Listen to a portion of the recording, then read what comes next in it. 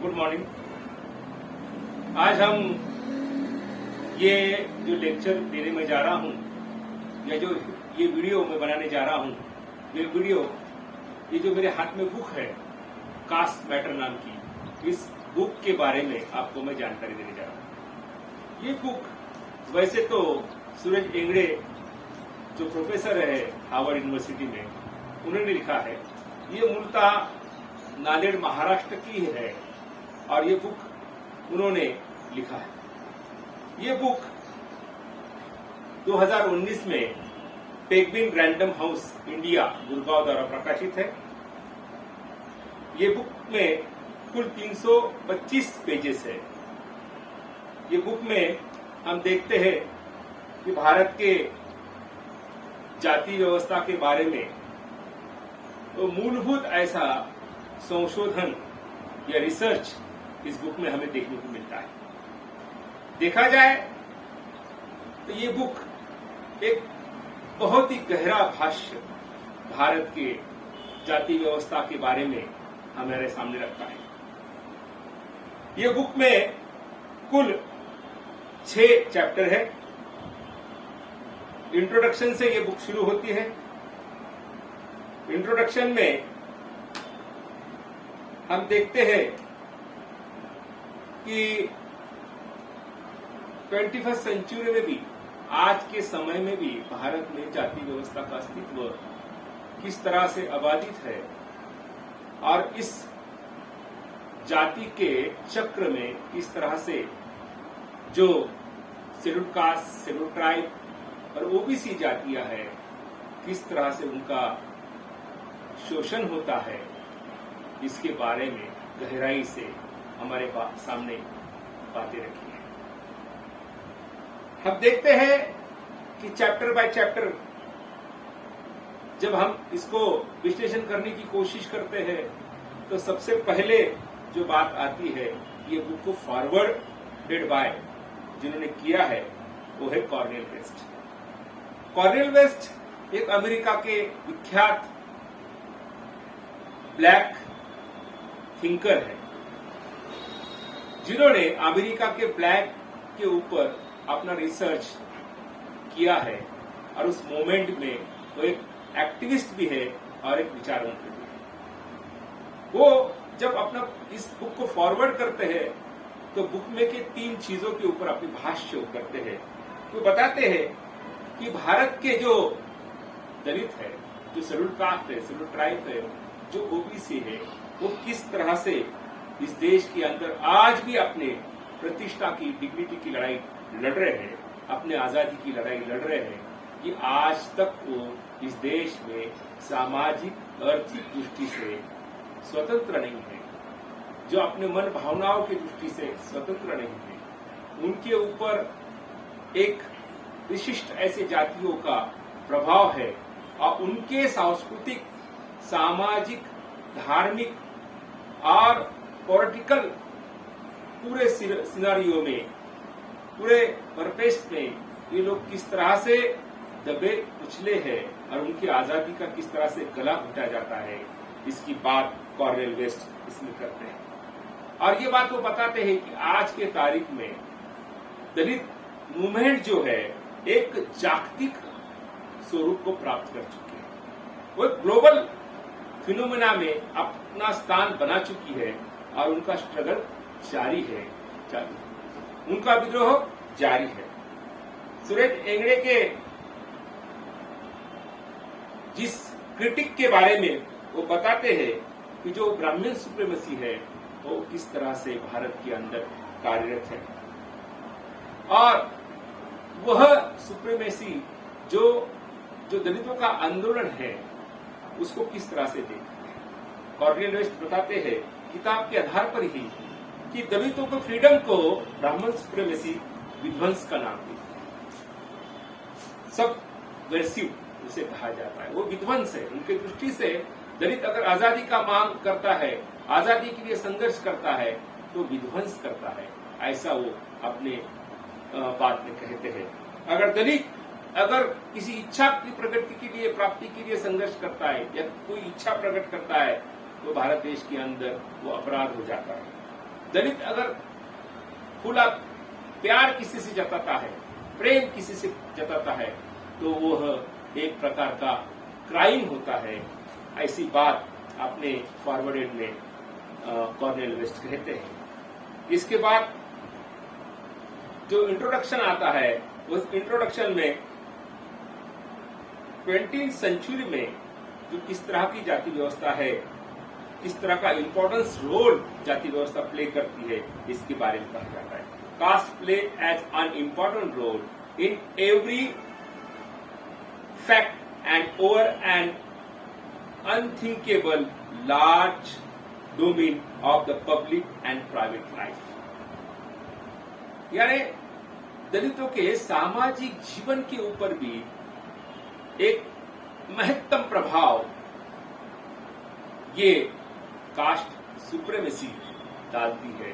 इतना ही नहीं, उनके जो प्राइवेट लाइफ है, खाजगी जीवन है, इसके ऊपर भी ये कास्ट बहुत ही महत्तम प्रभाव डालती है। ऐसा हमें इंट्रोडक्शन में खुल करके बताया जाता है।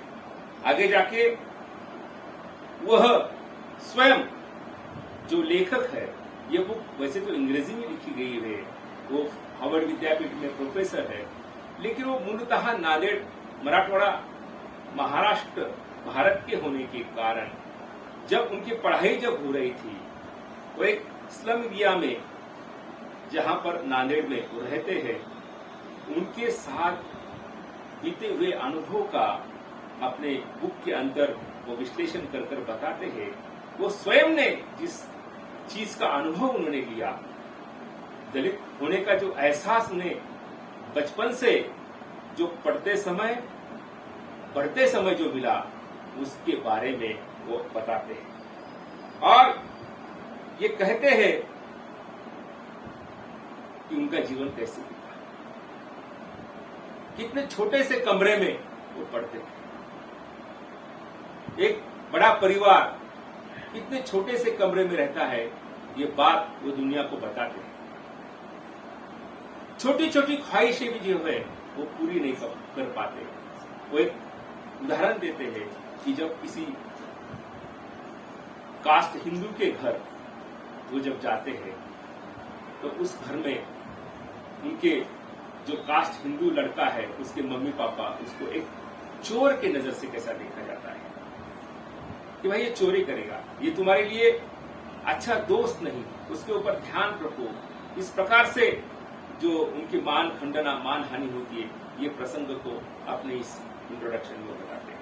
आगे जाके social justice movement, race, gender, climate change, capitalism, indigenous people के राइट्स, इसके बारे में वो बताते हैं।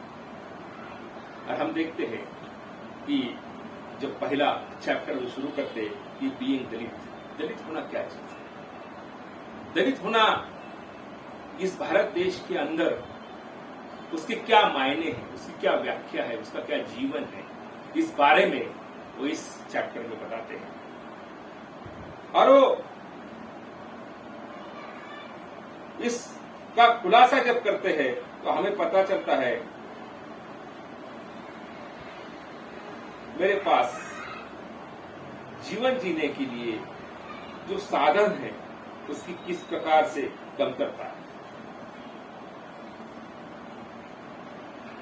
जब हम दलित जीवन जीते हैं तो उस समय इस प्रकरण में एक प्रसंग का वो वर्णन करते हैं कि जो कास्ट हिंदू लोग हैं वही केवल ब्राह्मण सुप्रीमेसी का सपोर्ट नहीं करते, उन्हें अस्तित्व या उनको अस्तित्व बना रखने की कोशिश नहीं करते कि अदर दैन जो कास्ट हिंदू नहीं है, जिसमें मुस्लिम भी आते हैं, सिख भी आते हैं, ईसाई भी आते हैं, ये लोग भी ब्राह्मण सुप्रीमेसी को किस तरह से बना के रखते हैं, इसका खुलासा वो एक सिंधी व्यक्ति के साथ हुए प्रसंग से, घटना से हमारे सामने रखते हैं कि जब हमारे खुले विचार, जब सुरेश एंगड़े व्यक्त करते हैं उनके विचार, जो ब्राह्मण गॉडेस के प्रति हो या ब्राह्मण सुप्रीमेसी के प्रति हो, तो वो सिंधी जो व्यक्ति है वास्तविकता से जो हिंदू देव देवता की पूजा नहीं करता, जो जिनके अलग गॉडेस होते हैं, अलग रिलीजन्स होता है, अलग प्रकार का उनका सामाजिक धार्मिक एक हिसाब से पर्यावरण होता है, वो लोग भी ब्राह्मण सुप्रीमेसी का और ब्राह्मण गॉडेस का किस तरह से सपोर्ट करते हैं, और वो भी चाहते हैं कि दलित दबे रहे, उनका दमन होता रहे। इस प्रकार का एक उदाहरण वो हमारे सामने पेश करते हैं। उसके बाद में जो अगला प्रकरण आता है, उस प्रकरण में न्यू दलित राइजिंग, जो नए दलित है उनका राइजिंग किस तरह से हुआ है देश के अंदर, इसके बारे में हमारे सामने रखते हैं। और इसमें बहुत बड़ी बात, जो दलितों में एक मध्यम वर्ग बना है। अब हमें लगता है कि अच्छा मध्यम वर्ग बना है, जिनके पास कार है, थोड़ा बहुत अच्छा घर है, जो अच्छी जीवन शैली जीते हैं, वो लोग सुखी हो गए या उनको कोई प्रश्न नहीं होगा। तो ऐसा नहीं है। एक सर्वे का रिपोर्ट लेखक हमारे सामने रखता है और वो बताता है कि 50% ऑफ रिटायर जो लोग हैं बड़े बड़े पोस्ट से, क्लास 1 क्लास 2 से रिटायर हो गए हुए जो लोग हैं, वो अपने अनुभव जब शेयर करते हैं तो बताते हैं कि कास्ट हिंदू द्वारा उनको सर्विस टाइम में इस तरह से दमन किया गया, इस तरह से उनके भावनाओं को और उनके नौकरियों में अड़चनें खड़ी की गई कि उनको कई बार ऐसा लगा कि क्यों ना हम आत्महत्या करें। ये वाक्य बड़ा गहन ऐसा अर्थ छोड़ जाता है कि भाई इस देश के अंदर जो मध्यम वर्ग दलित है, जो अच्छी आय प्राप्त करता है, वो भी एक हिसाब से उनका दमन होता है। वो इस हद तक होता है कि उनको आत्महत्या करने के विचार उनके दिमाग में आते रहते हैं। इस प्रकार की बात सुरेश पिल्ले हमारे सामने इस समय रखता है। और ये जो पर्यावरण है, ये सुप्रीमेस्टिक कास्ट, वो एक नया शब्द गढ़ते हैं अपने इसमें कि कास्ट क्रिमिनल, जातीय गुनेगार, या एक ब्राह्मण सुप्रीमेसी इस देश के अंदर कास्ट क्रिमिनल समाज का निर्माण करती है। और वो समाज जो है तो क्राइम करता है दलितों के प्रति, ओबीसीओ के प्रति, आदिवासियों के प्रति, और उन्हें दबाए रखता है, उनका दमन करता है, इस तरह उनका शोषण करता है। इस तरह की बात रखते हैं। और इस शोषण से, इस दमन से दब करके जो दलित स्कॉलर है, उनके अंदर जो दलित विचारवंत है, जो दलित मध्यम वर्ग है, जो दलित सामान्य वर्ग है, इनके अंदर इंफीरियरिटी कॉम्प्लेक्स, एक प्रकार की न्यूनगंड की भावना तैयार होती है कि हम इस जाति में पैदा हुए, कुछ हमारी गलती है क्या। इस तरह की बात वो सोचने लगता है। इस तरह की बात वो कई लोग, ज्यादा बड़े पैमाने पर नहीं, जो अम्बेडकरवादी दलित होते हैं वो तो नहीं, लेकिन जो अम्बेडकरवाद के प्रभाव से बाहर है, ऐसे दलित में न्यूनगंड की भावना का जागरूक होना या न्यूनगंड की भावना का निर्माण होना, एक हिसाब से उनका मेंटल हेल्थ जिसे हम बोलते हैं वो नष्ट होना, या वो मेंटल हेल्थ में नुकसान होना, इस तरह की बात होती है, ऐसा वो कहते हैं। आगे जाके तीसरा जो प्रकरण वो बताते हैं कि बहुत सारे जो स्कॉलर होते हैं इसमें न्यू दलित में, वो न्यू दलित के अलग अलग, ये बहुत इंटरेस्टिंग ऐसा प्रकरण है। इस प्रकरण में उन्होंने दलितों की कई प्रकार के व्याख्या की है। नंबर 1, टोकन दलित।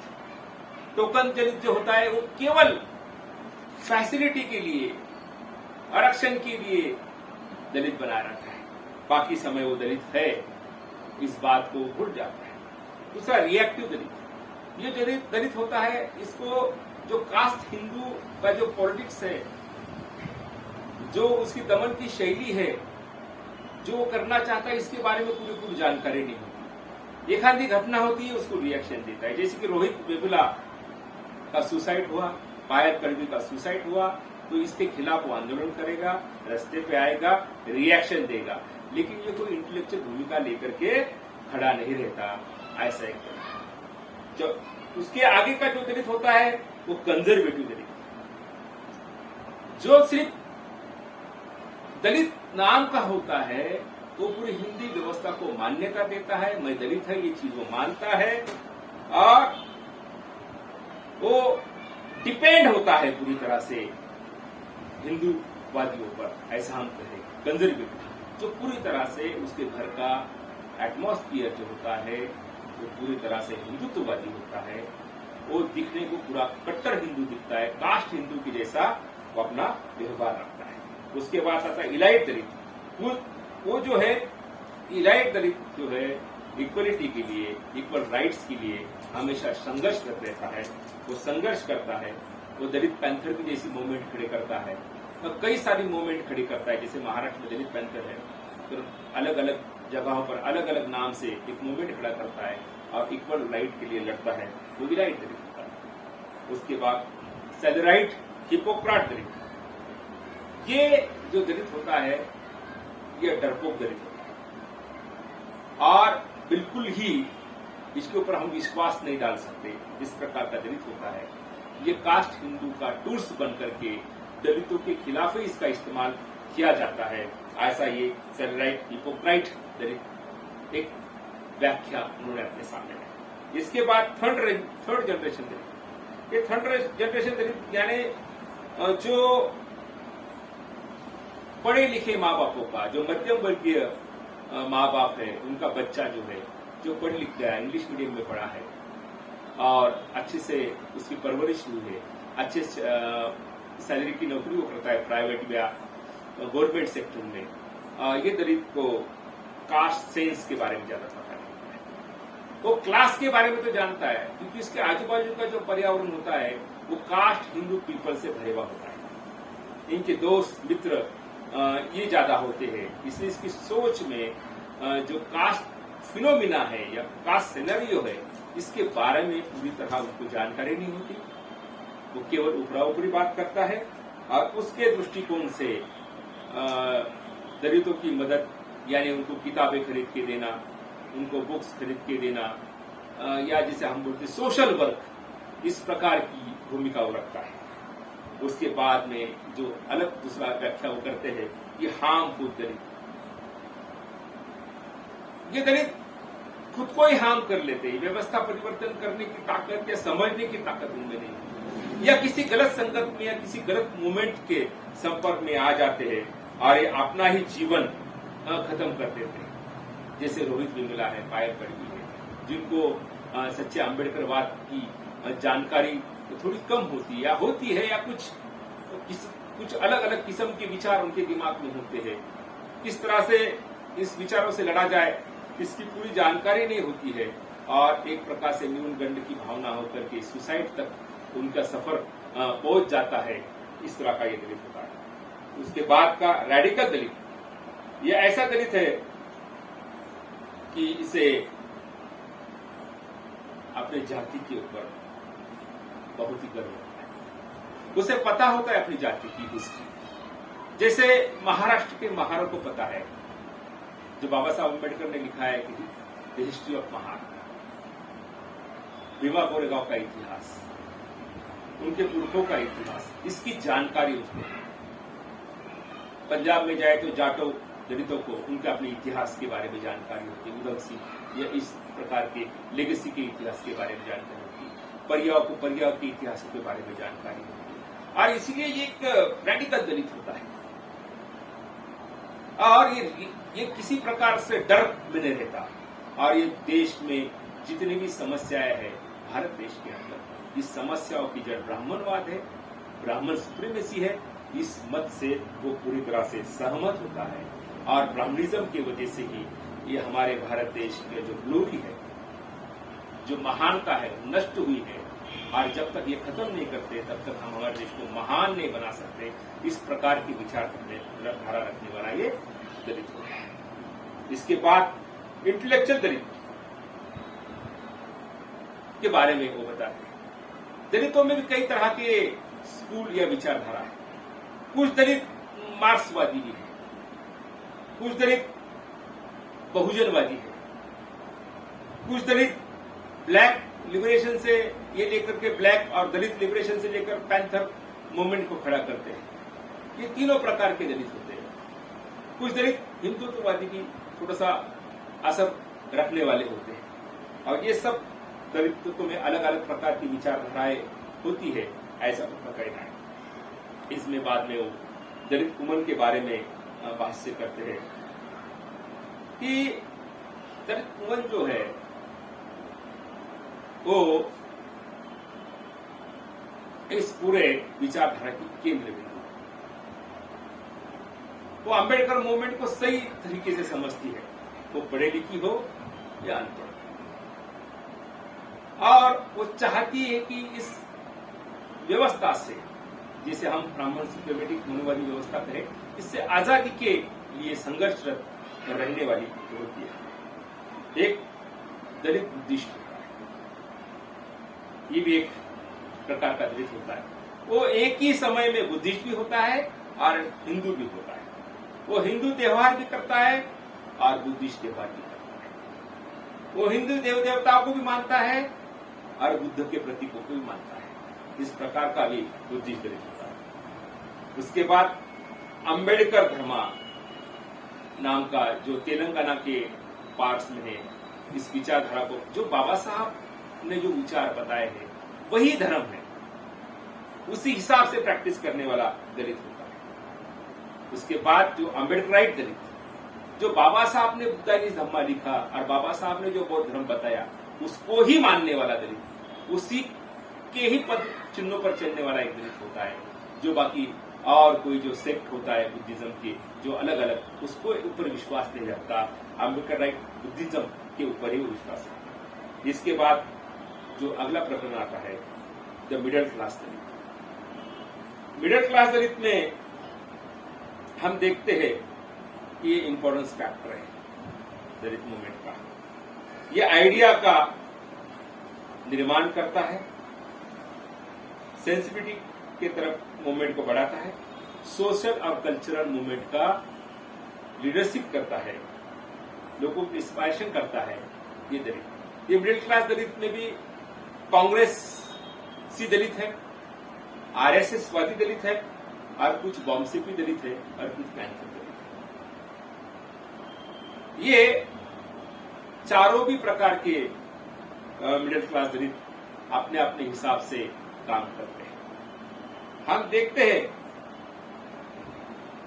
कि ये आरएसएस वादी दलित जो है, उनका जो एटीट्यूड है पूरा ब्राह्मणी होता है और उस हिसाब से वो काम करते हैं। कांग्रेसी कुछ ग्रीडी दलित होते हैं जो केवल मूवमेंट में, समाज मूवमेंट में कुछ फायदे के लिए आते हैं। और दलितों में हम देखते हैं कि क्राइसिस ऑफ पॉलिटिकल लीडरशिप के बारे में भी कुछ समस्या है। कुछ मूवमेंट, कांग्रेस, बीजेपी, इनके आश्रित जिसे हम बोलते हैं, इनके अंडर काम करते हैं। कुछ एक पूरी लिबरल भूमिका लेकर, अलग भूमिका लेकर काम करते हैं। इस प्रकार से ही हम देखा जाता है। और ये जो सेकंड जनरेशन दलित है, ये पूरी तरह ये खेमों में बटा हुआ है, ऐसा देखते हैं। इसके आगे का जो प्रकरण है वो दलित कैपिटलिज्म है। कुछ दलित जो मध्यम वर्ग में अपना स्थान प्राप्त किया, उन दलितों ने आगे बढ़कर 1999 तक एक बिजनेस क्लास बनने की दिशा से भी आगे चले गए। दलित चेंबर्स ऑफ कॉमर्स नाम की संगठना उन्होंने बनाई, डिक्की नाम की, और वो अभी आगे प्रगति कर रहे हैं, ऐसा हमें लगता है। लेकिन पूरा जो सिनारियो है जो भारत के कैपिटलिज्म का, इसके बारे में सुरेश डिंगड़े जी एक बात कहते हैं। वो कहते हैं कि ब्राह्मीण सैंक्शन बनिया कंट्रोल मॉडल ऑफ बिजनेस।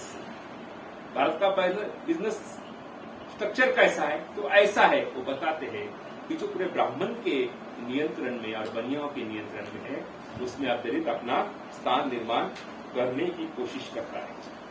आगे एक प्रकरण लिखते हो कि ब्राह्मण अंगेश ब्राह्मण, क्या ब्राह्मण सही भी ब्राह्मण के विरोध में होता है, ब्राह्मणवाद के विरोध में होता है?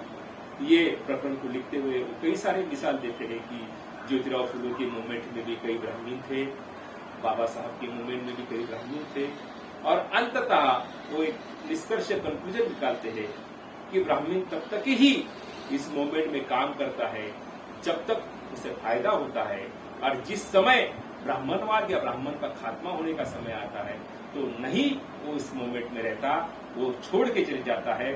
इस प्रकार से वो अपनी बात रखते हैं और बाद में नोट्स देते हैं, एक्नॉलेजमेंट, और उसके बाद ये बुक खत्म होता है। ये बुक बहुत ही इम्पोर्टेंट, बहुत ही अच्छी है, एक नए विचारधारा को जिसे हम कह सकते हैं कि बढ़ाती है कि कास्ट क्रिमिनल नाम का जो थ्योरी है इस बुक का एक मेन सब्जेक्ट है, और आज कई दलित मूवमेंट में इसे स्वीकारा गया है। यही इस बुक की जिसे हम बोलते विजय है, यश है, ऐसा मैं बोलूंगा। आप चाहे तो इस बुक को जरूर पढ़ें और पढ़ना चाहिए। जो भी अम्बेडकर मूवमेंट में अपना काम करता है और नई जानकारी लेना चाहता है उसके लिए बुक बहुत ही अच्छा है, इसे पढ़ना चाहिए। मैं अब अपना जो लेक्चर है समाप्त करता हूँ। जय हिंद, जय भारत।